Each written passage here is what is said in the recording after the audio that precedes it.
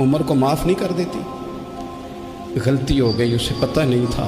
हज़रत उमर ने दरवाजे पे दस्तक दी। कौन है दरवाजे? कहा मैं एक ग़ुलाम हूँ। हज़रत उमर कहते हैं ग़ुलाम हूँ। बहन क्या मसला है, बच्चे क्यों रो रहे हैं? तो बीबी कहने लगी तुम्हें क्यों बताऊँ, जाओ ना अपना काम करो। हज़रत उमर ने इसरार किया तो तल्ख लहजे में, उस तल्ख लहजे में बीबी कहने लगी दुआ करो अल्लाह मेरे और उमर के दरमियान क़यामत में फ़ैसला करे।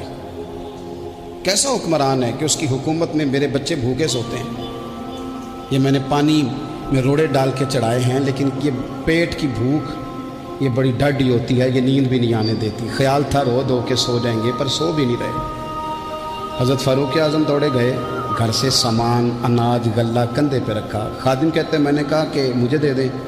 फरमाने लगे चल तू वादा करना क़यामत में भी मेरे बोझ उठाएगा। हुजूर नहीं, वो तो मेरे बस की बात नहीं। फरमाया फिर मुझे करने दे। दौड़े आए, उस खातून के दरवाजे पर ला के वो चीज़ें रखी। कहा बहन अगर तू पर्दा कर ले तो ये ग़ुलाम ना आज खाना पका दे तेरे बच्चों को। फिर वो घी चढ़ा के चीनी डाल के कुछ सामान पकता था, वो खाना पकाया। ग़ुलाम कहते हैं जब फूंके मारते थे तो दाढ़ी से धुआं निकलता था, आग जलाते थे धुआं निकलता। फिर खाना पकाया, फिर उन बच्चों को खिलाया। फिर हज़रत उमर फ़ारूक रज़ी अल्लाह ताला अन्हु ना थोड़े पीछे बैठ गए तो बच्चों के साथ इस तरह की बातें करने लगे कि वो हंस पड़े। जनाब असलम कहते बच्चे उस बेवा के हंसते थे, बच्चे हंसते थे, बच्चे हंसते थे और उमर रोते थे। जब वो हंसते थे तो फ़ारूक रोते थे। फिर वो बच्चे आहिस्ता आहिस्ता लेटने लगे और जब वो सोने की तरफ बढ़ने लगे तो हज़रत उमर कहने लगे बहन मैं जाऊं?